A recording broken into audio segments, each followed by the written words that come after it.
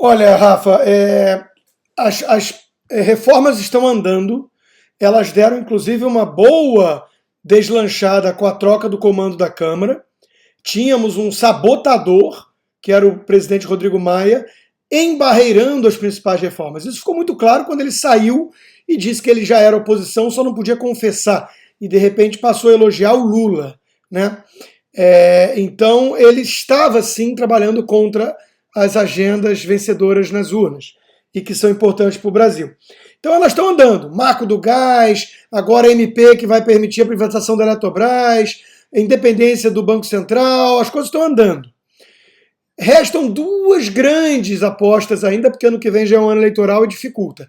A reforma administrativa, que está encaminhada e em debate, e a reforma tributária, que eu considero um vespeiro muito maior, mexe com o Pacto Federativo, com as diferenças de estados, municípios e União, e também setores da economia.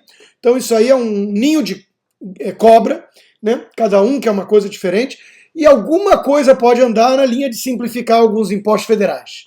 Ponto. Né? Então é muito aquém do que precisamos, mas vai na direção certa, de simplificação. Então essas duas podem andar e podem ser entregues aí ainda esse ano.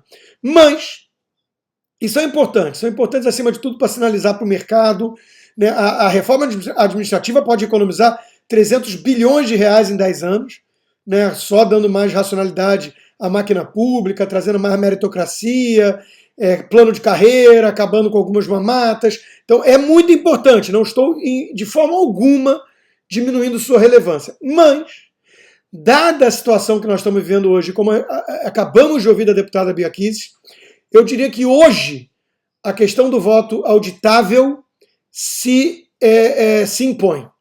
É a grande reforma que precisamos, porque tem um prazo curto, está fazendo tic-tac, não pode ser para outra eleição. Por que eu digo isso, Rafa? Foi mais ou menos o que eu tentei perguntar ali de forma muito sucinta para a deputada. Nós estamos diante de uma guerra declarada. Né? Não é novidade, já voltou várias vezes a esse podcast esse assunto, e hoje mesmo, quando tratamos da CPI, eu e Fiuza levantamos o mesmo ponto. Né? Nós temos uma mídia que deixou de ser jornalismo e passou a ser oposição, e uma oposição demagógica, destrutiva, estilo PT, estilo PSOL, ao governo federal. Nós temos um Supremo que, em vez de guardião da Constituição, é o primeiro a rasgá-la, e que abre inquérito do fim do mundo, prende deputado bolsonarista, prende jornalista alinhado ao governo federal de alguma forma, né? E por aí vai. Faz busca e apreensão em vários parlamentares ligados ao governo e tudo mais. Além de ter soltado o Lula com uma nova revisão interpretativa da questão da prisão da segunda instância e depois tornado ele elegível com aí sim uma grosseria que praticamente destruiu a Lava Jato. Né? Considerou o ex-juiz Sérgio Moro suspeito, uma questão de territorialidade, depois de anos e anos, concluiu que não tinha competência a Vara Federal de Curitiba para julgá-lo, tudo assim um escárnio. Então, diante dessa situação, é óbvio que o eleitor do Bolsonaro está desconfiando.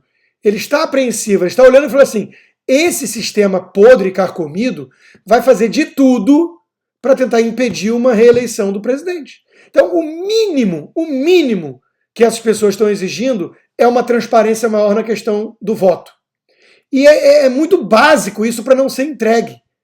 Então, se esse sistema, se esse mecanismo titubear, reagir como o próprio Barroso está reagindo, la garantia sou eu, meu filho é bonito, confia em mim, e para de fazer pergunta incômoda.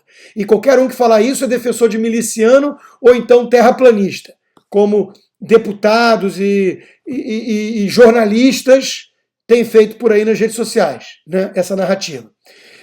Se forem por essa linha, dobrarem a aposta nesse nível, me desculpa, nós estamos diante de um esgarçamento institucional e do tecido social jamais visto no Brasil. Eu acho que se acontecer isso, chegar dessa forma no que vem, e o Bolsonaro perder, e perder por uma margem estreita, alguma coisa assim, eu acho que nós temos um risco de convulsão social no país.